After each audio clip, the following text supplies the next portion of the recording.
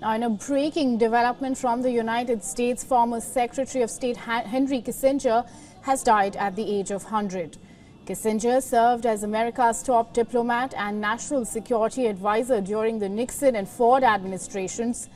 And in a statement, Kissinger Associates, a political consulting firm he founded, said that the German-born former diplomat died at his home in Connecticut.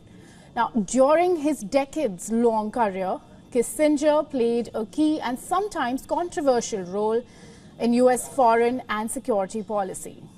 Now, as Secretary of State, he was known for pioneering a policy of detente with the Soviet Union and promoting an open-door policy towards China. He also credited with eventually extricating America from the Vietnam War. Now, Kissinger's influence also extended to another Secretary of State, Hillary Clinton, who once wrote in the Washington Post that she relied on his counsel until the end. Now, his political philosophy remained pragmatic, and America would not be true to itself if it abandoned its essential idealism, he wrote in his book, World Order, at age of 91.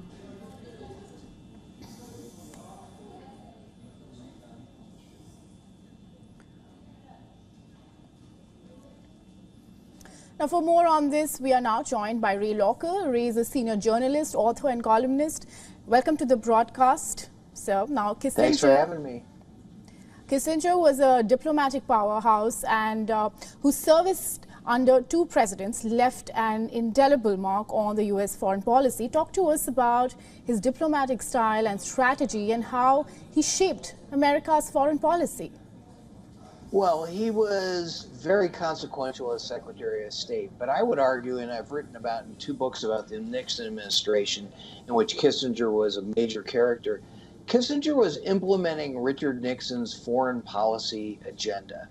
So the successes that Kissinger had were Nixon's successes and Nixon's failures. So Kissinger was doing what Nixon wanted him to do, and he did it in some cases masterfully. If you read the transcripts of his talks with Chinese officials in 1971 or his shuttle diplomacy in the Middle East in 1974, you see somebody who was very smart, very adept, very skillful on his feet, juggling multiple crises and doing very well.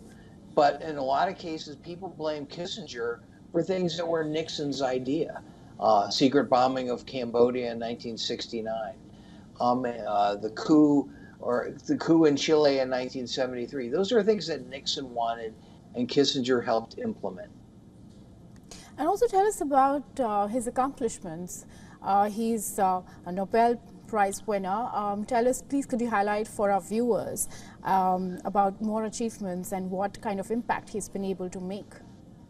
Well, Kissinger received the Nobel Peace Prize for his working with North Vietnam in the Paris peace talks and the end of the Vietnam War in 1972.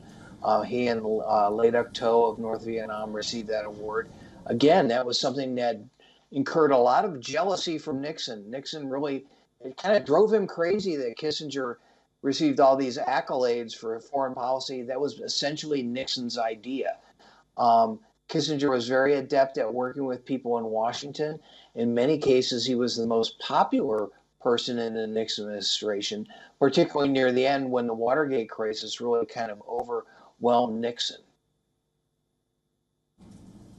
Mr. Locker, can you hear us? Yes, I can. Can you hear me? Okay. Yes, we can. All right, Mr. Locker, thank you so much for giving us all those insights, and thank you for your time. Thanks for having me.